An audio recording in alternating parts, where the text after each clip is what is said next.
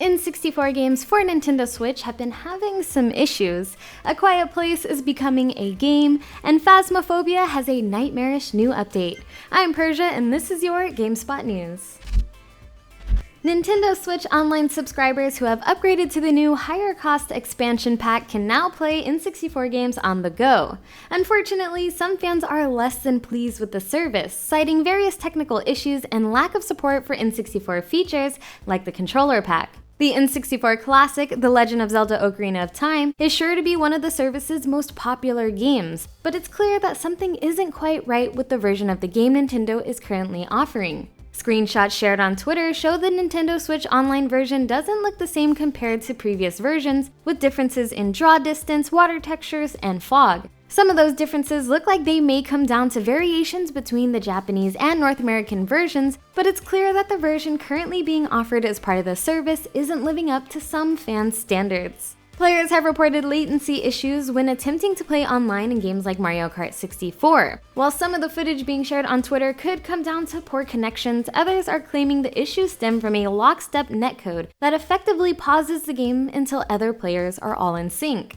One of the biggest complaints across the board is the inability to remap controls for games on the service. You can remap buttons on a system-wide level that affects every game, but the 6 buttons on N64 versus 4 on Switch isn't something you can really get around. These are just a few of the issues fans have been experiencing, and many are hoping Nintendo will address them in future patches, but the company has yet to announce any official plans.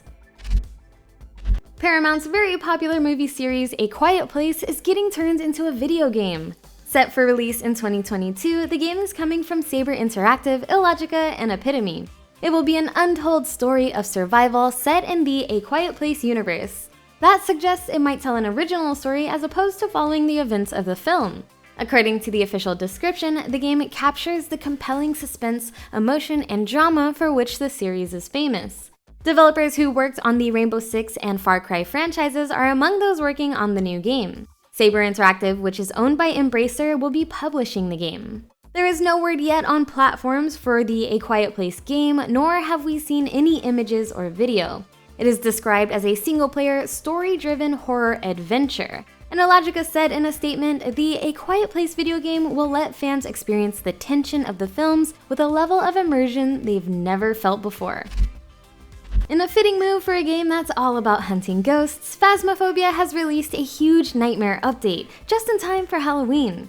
The new Maple Lodge campsite is a medium-sized map that combines indoor and outdoor areas. You'll be able to explore picnic areas, a number of tents, a log cabin, and an eerie haunted lake. The developer warns that the map is one of the most detailed yet, which means outdated computers may see FPS drops when loading up the new map.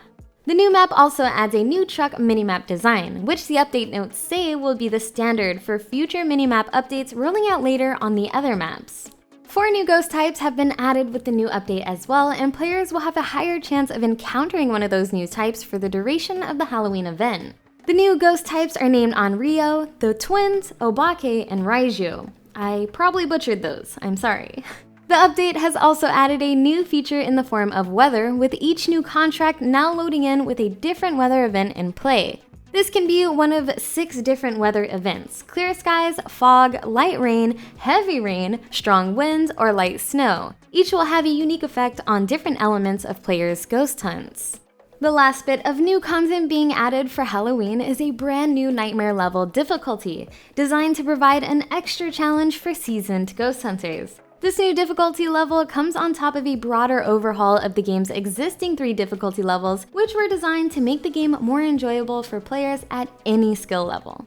Other than the new additions, a number of big tweaks and fixes have been made to the game's existing features, and you can check out the full patch notes on GameSpot.com.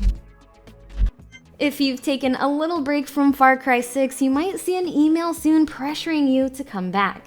Screenshots shared on Twitter show a message from the game's villain, Anton Castillo, prodding at the players for only playing a few hours of the game. It even looked like players were getting emails whether they played 3 hours or 1,000, with various messaging to fit.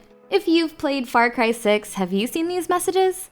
If so, how many hours do you have in the game? Let us know in the comments, and make sure you leave a like and subscribe so you never miss your GameSpot news updates.